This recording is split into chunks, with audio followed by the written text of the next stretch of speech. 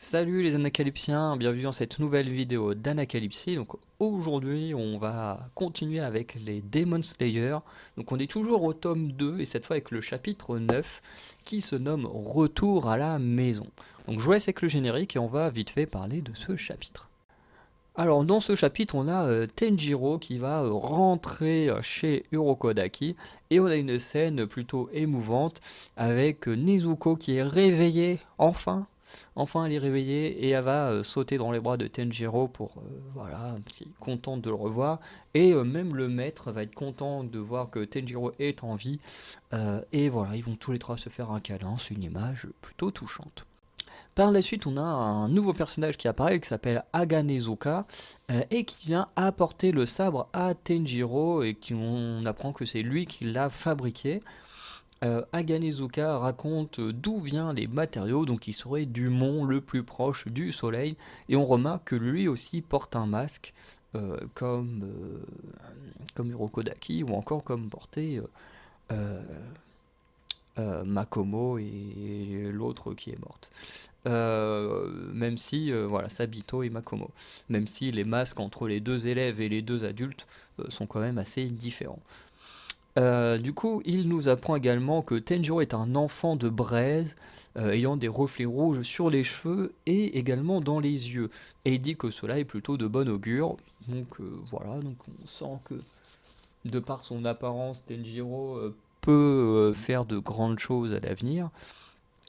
Et il nous dit que son sabre prendra sûrement la couleur rouge, même Urokodaki confirme, ouais, il sera sûrement rouge. Et au final, quand Tenjiro prend le sabre, eh ben, on se rend compte que la couleur est noire. Ce qui étonne tout le monde, puisque un sabre de couleur changeante qui devient noir, c'est extrêmement rare. Mais on n'a pas plus le temps d'avoir des réponses là-dessus, puisque un corbeau va venir chercher Tenjiro pour lui dire qu'il reçoit déjà sa toute première mission, qui est de se rendre dans un village assez proche, où des jeunes femmes disparaissent tous les soirs. Donc comme dans ce chapitre, on n'a toujours pas de réponse à nos questions, on va refaire un peu le recap des questions que l'on se pose. Donc d'abord, du chapitre 1, est-ce qu'un démon peut redevenir humain? Toujours pas de réponse. Du chapitre 3, pourquoi Tenjiro et Sakonji ont un flair aussi développé? Et qui est le démon qui a tué la famille Tenjiro et Nezuko? Toujours pas de réponse. Venant du chapitre 4, verra-t-on un jour le visage de Sakonji? Et à la limite, on pourrait même rajouter celui d'Aganezuka, même si le personnage est quand même moins important vis-à-vis de Tenjiro, euh, du moins pour l'instant dans l'histoire. Et pourquoi Nezuko dort aussi longtemps? Du moins, aujourd'hui, maintenant qu'elle est arrivée, pourquoi a-t-elle dormi aussi longtemps? Donc, question qui provient du chapitre 4. Question qui provient du chapitre 6, pourquoi Tenjiro peut voir Sabito et Makomo qui sont morts? On ne sait toujours pas et on ne les a pas revus, à part vite fait quand Tenjiro a tué le démon dans le chapitre 8, où globalement il disait voilà, Makomo et Sabito, voilà, je vous ai enfin vengé, tout ça. Mais on n'en sait pas plus. Qui est le cinquième survivant de l'épreuve finale? Question qui provient du chapitre précédent, on ne sait pas. Et nouvelle question venant du chapitre 9, il y en a deux. C'est que signifie vraiment être un enfant de braise? On ne sait pas vraiment ce que c'est. Et que signifie également le fait que le sable soit noir? Parce qu'on nous dit que c'est rare, mais quelle signification ça a réellement le fait qu'il soit noir? J'avoue que ça m'intéresse de le savoir.